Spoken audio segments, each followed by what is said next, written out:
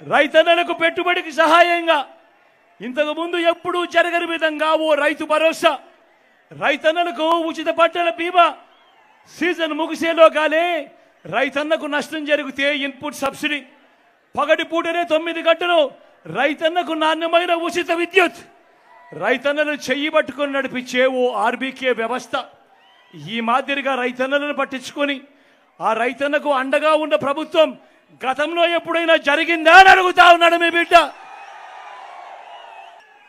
స్వయం ఉపాధికి తోడుగా, స్వయం ఉపాధికి అండగా ఉంటూ ఓ వాహన నేతన్నలకు ఓ నేతన్న నేస్తం, మత్స్యకారులకు ఓ మత్స్యకార భరోసా, ఓ తోడు ఓ చేదోడుతో చిరు వ్యాపారులకు శ్రమజీవులకు అండ, లాయర్లకు లానేస్తం.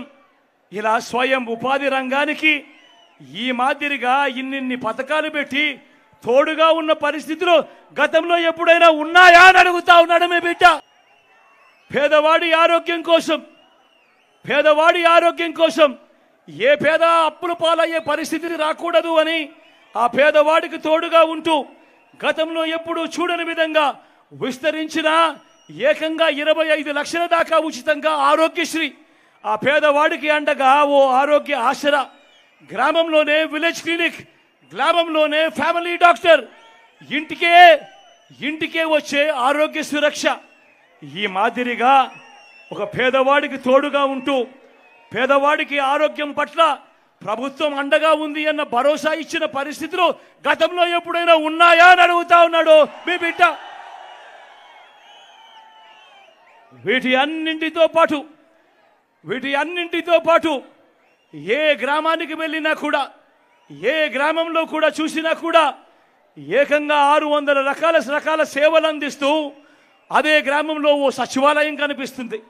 60-70 ఇళ్లకు ఓ వాలంటీర్ వ్యవస్థ నేరుగా ఆ ప్రతి గ్రామంలో ఉన్న ప్రతి కుటుంబాన్ని చెయ్యి పట్టుకొని నడిపిస్తూ ఇంటికి అందిస్తా ఉన్న సేవలు.